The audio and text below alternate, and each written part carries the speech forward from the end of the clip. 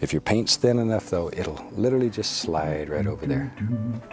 We're going to put leaves and stuff in here, so don't worry about a lot of detail. A few of them will show through, but we don't worry about much. There. See, something about like, yeah. And maybe... Happy trees, happy trees. Right there. No, needs more yellow. There's another little rascal. Yeah, that'll do it. Wherever you think they should be. There he comes. Yes, brown, brown. Happy trees, happy trees. I think I've got it. Hey, little Jimmy. What do you think? What do you mean you don't like it? What do you know about art?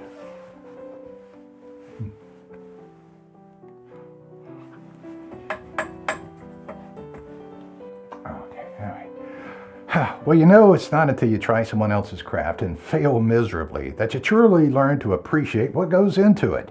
That was Bob Ross in a nutshell. Not only was he an amazingly gifted painter, but he could do it while holding a conversation, a personal one that made you feel like you were alone in a room together, and he was teaching just you. He had the skill, he had the looks, he had the personality, experience, and a legacy. A legacy that we're saluting in this video. Here's the true story about Bob Ross. Number 10. He worked for free. His famous TV show, The Joy of Painting, ran for 11 years, but he never made a cent from it. All of his income came from Bob Ross Incorporated, which sold art supplies, how-to videotapes, taught classes, and even hired out art instructors to teach all over the world. His TV show was basically advertising for all of the other services and products he sold with his company. So, did he sell off all of his paintings before he died? Records show he did not. According to Annette Kowalski, Ross's longtime business partner, selling the paintings was never really Bob's thing. The vast majority of Bob's paintings are stored at the Virginia headquarters of Bob Ross Incorporated and protected under the watchful eye of Annette and her daughter Joan. They claim to have only donated a few paintings to the Smithsonian to be part of a permanent exhibit at the National Museum of American History. Number 9. Each painting, 3 copies. Though many of the elements in his paintings are seen throughout his work, no one can say he ever used a painting twice. He'd only repeat them for very specific production purposes. The first painting would serve as a guide, just off camera to use as a reference throughout the show.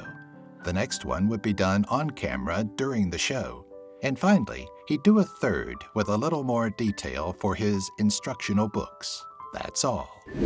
Number 8. Master Content Creator. An entire 13-episode season of his show could be finished in just 2 days. That means he'd be painting about 40 paintings total in 2 days, on top of shooting the show itself.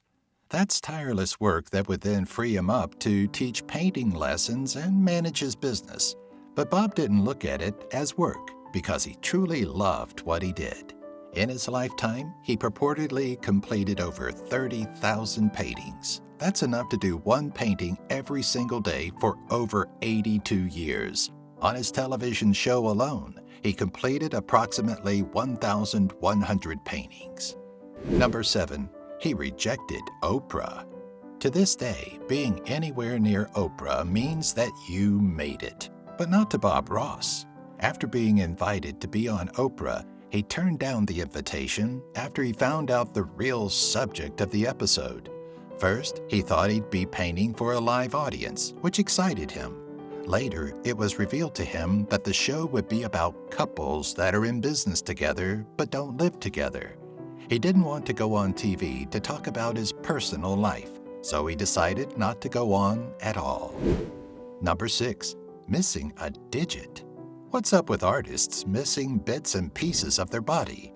Van Gogh was missing an ear, and Bob Ross was missing part of his left index finger. Unlike the self-mutilating Van Gogh, Bob lost it in an accident when he was a kid. His father was a carpenter, and after a woodworking project, he was left without part of that finger.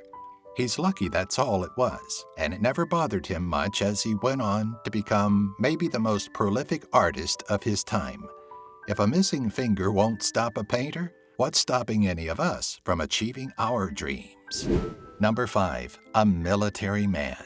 Not a short career either. He was in the Air Force for 20 years and retired with the rank of Master Sergeant. Do you know what that means? All that money from Bob Ross Incorporated was his side hustle money because he was already on a military pension. Before being the most famous painter in America, he was actually stationed in Alaska, which makes sense when you look at a lot of the scenery and the snowy mountains in his landscape paintings. Number 4, PBS claims 90% of viewers just watched. His entire goal with the show was to have viewers paint along with him, but according to PBS, most would just watch him paint. Can you blame him? He's mesmerizing.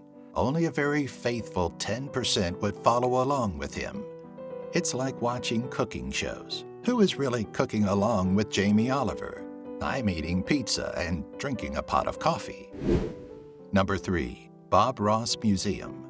If you're ever in New Smyrna, Florida, drop by the Bob Ross Museum, which exhibits over 300 original art pieces by the artist himself, donated by PBS. Not only is it fascinating to walk through and feel a little piece of his soul tied to every single piece, you can even take art workshops inspired by Ross and his techniques. It's not too late to learn to paint like Bob Ross. It's nice to know that his art isn't gone, and we still have so many ways to connect with his work. Number 2, he hated his hair.